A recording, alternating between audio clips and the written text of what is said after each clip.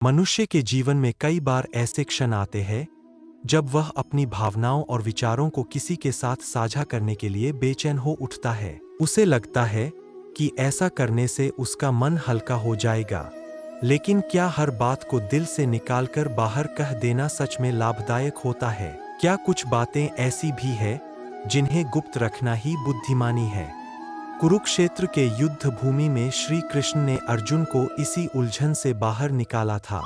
उन्होंने अर्जुन को जीवन के साथ ऐसे गुप्त सूत्र बताए जिन्हें किसी भी व्यक्ति को, इवन अपने सबसे करीबी से भी साझा नहीं करना चाहिए। ये सिर्फ शब्द नहीं, बल्कि जीवन की वह नीति है जो इंसान को हर कठिनाई से बचा सकती है। एक दिन युद्ध भूमि में श्री कृष्ण अपने सारथी अर्जुन के साथ बैठे थे। अर्जुन शांत दिखाई दे रहे थे, लेकिन उनके भीतर विचारों का तूफान चल रहा था। श्री कृष्ण ने पूछा, हे पार्थ, क्या सोच रहे हो? तुम्हारा मन इतना व्याकुल क्यों है? अर्जुन बोले, हे माधव, क्या हर बात को मन में दबाकर रखना सही है? कभी कभी लगता है कि अपने विचार व्यक्त कर दूं तो मन हल्का हो जाएगा। श्री कृष्ण मुस्कुराए और बोले, हे अर्जुन, यही सोच मनुष्य का सबसे बड़ा भ्रम है। यह संसार सबसे अधिक कष्ट उन लोगों को देता है जो हृदय से सरल होते हैं लेकिन वाणी में संयम नहीं रखते, जो हर बात, हर भावना, हर योजना और हर दुख बिना सोचे समझे दूसरों को बता देते हैं। याद रखो, जैसे धन को तिजोरी में सुरक्षित रखा जाता है, वैसे ही कुछ बातों को मन में सुरक्षित रखना ही समझदारी है। बोलना हर कोई जानता है, लेकिन मौन रहना एक कला है, और जो इस कला को सीख लेता है उसे कोई हरा नहीं सकता। श्री कृष्ण ने गंभीर होकर कहा, हे अर्जुन, आज मैं तुम्हें 7 ऐसे गुप्त मंत्र बताऊंगा जिन्हें तुम्हें अपने सबसे प्रिय व्यक्ति से भी साझा नहीं करना चाहिए, क्योंकि यदि ये बातें बाहर आ गईं तो लोग तुम्हें तुम्हारे ही शब्दों से कमजोर कर देंगे।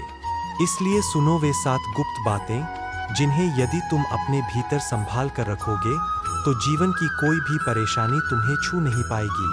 पहला मंत्र, अपने घर परिवार की समस्याओं को गुप्त रखो।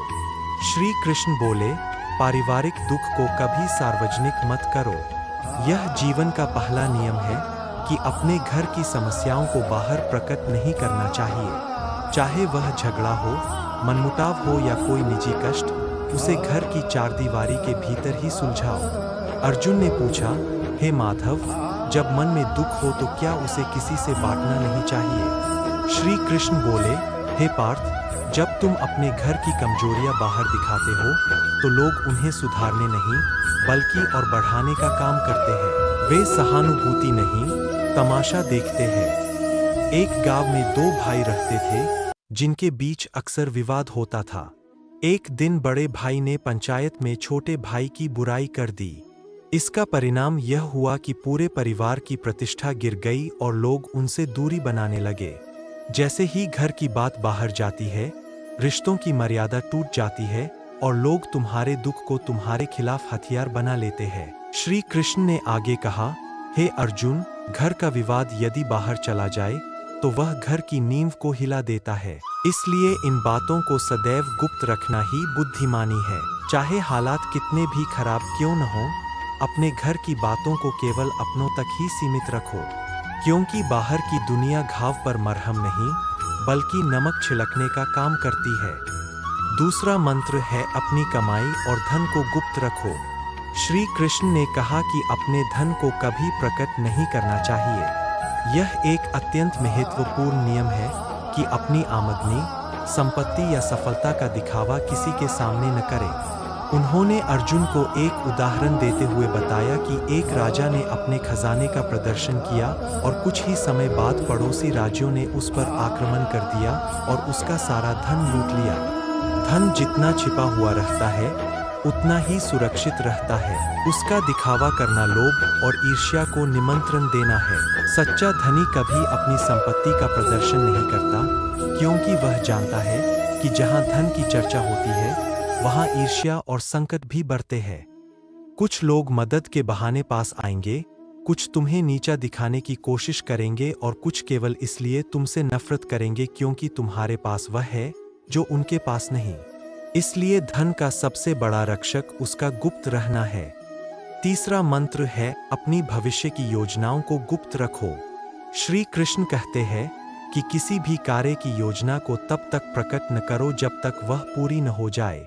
जो लोग अपने हर कदम की घोषणा पहले ही कर देते हैं, वे अक्सर अपनी मंजिल तक पहुंचने से पहले ही भटक जाते हैं। उन्होंने एक व्यापारी का उदाहरण दिया जिसने मसालों की दुकान खोलने की योजना सबको बता दी और एक चतुर व्यक्ति ने उससे पहले ही उसी जगह दुकान खोलकर बाजार पर कब्जा कर लिया।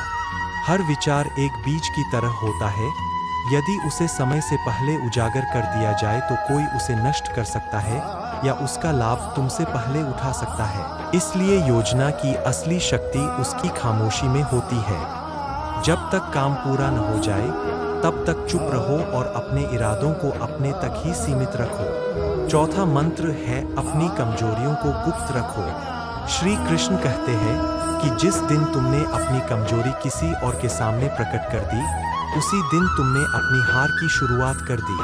अर्जुन ने पूछा कि क्या अपने प्रियजनों के सामने भी अपनी कमजोरी नहीं बतानी चाहिए। इस पर श्री कृष्ण ने मुस्कुराकर कहा कि प्रियजन भी तब तक साथ देते हैं जब तक तुम्हारी शक्ति उन्हें सहारा देती है, लेकिन जैसे ही तुम्हारी कमजोरी सामने आती है, वही लोग तुम्हें अलग नजर से देखने लगते हैं। इसलिए अपनी कमजोरियों को पहचानो, उन्हें सुधारो, लेकिन उन्हें दुनिया के सामने प्रकट मत करो।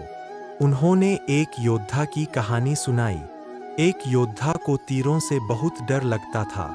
उसने यह बात अपने सबसे करीबी साथी को बता दी। कुछ समय बाद वही साथी दुश्मनों से जा मिला और युद्ध में सबसे पहले तीर उसी योद्धा की ओर चलवाए, क्योंकि उसे उसकी कमजोरी का पता था।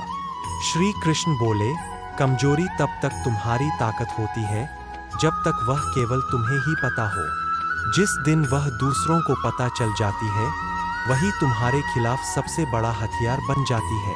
एक सच्चा योद्धा वही है जो अपने घावों को अपने भीतर छिपाकर भी चेहरे पर मुस्कान बनाए रखता है, क्योंकि दुनिया में बहुत से लोग तुम्हारी मदद के लिए नहीं, बल्कि तुम्हारी हार देखने के लिए खड़े होते हैं। पांचवा मंत्र है अपने दान का बखान मत करो। श्री कृष्ण कहते हैं कि दान और यज्ञ का कभी प्रचार नहीं करना चाहिए। हे पार्थ, जो दान मुंह से बताया जाए वह पुण्य नहीं, बल्कि अहंकार का प्रदर्शन बन जाता है। जब तुम किसी की सहायता करते हो और फिर उसका बखान करते हो, तो वह सच्ची मदद नहीं रह जाती, बल्कि अपने घमंड को बढ़ाने का माध्यम बन जाती है। एक राजा ने दरबार में अपने दान की घोषणा की। लोगों ने उसकी प्रशंसा तो की, लेकिन वह दान सच्चा पुण्य नहीं बन सका। दान तभी फल देता है जब वह गुप्त रूप से किया जाए।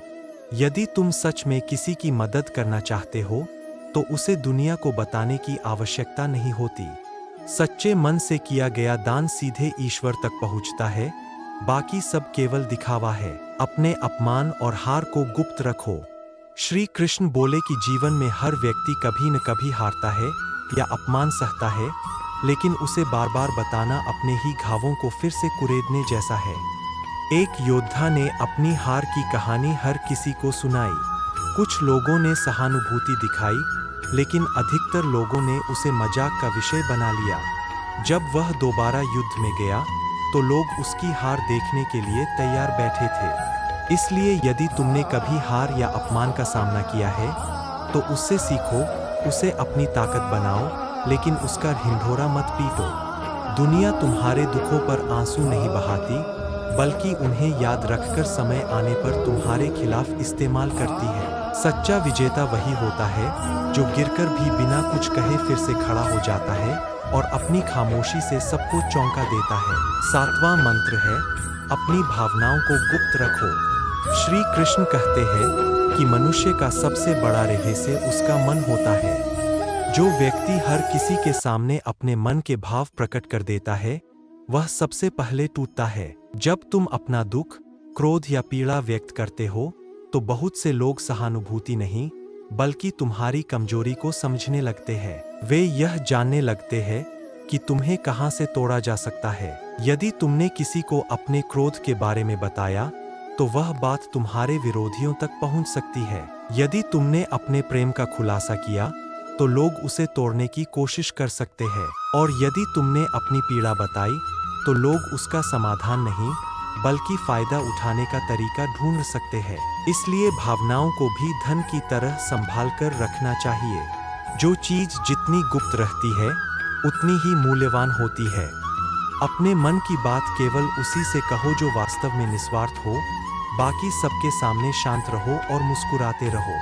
अर्जुन ने सिर झुकाकर कहा, हे केशव, अब मैं समझ गया। हर रिश्ते में प्रेम और विश्वास हो सकता है, लेकिन कुछ बातें ऐसी होती है जिन्हें गुप्त रखना ही बुद्धिमानी है। श्री कृष्ण बोले, हे पार्थ, यही नीति जीवन का सबसे बड़ा कवच है। इसे अपनाओ, फिर कोई भी तुम्हें तोड़ नहीं पाएगा। बैकहैंड इंडेक्स पॉइंटिंग राइट, अगर यह ज्ञान आपके जीवन को छू रहा है तो इसे अपनाएं और ऐसे ही गहरे विचारों के लिए जुड़े रहें।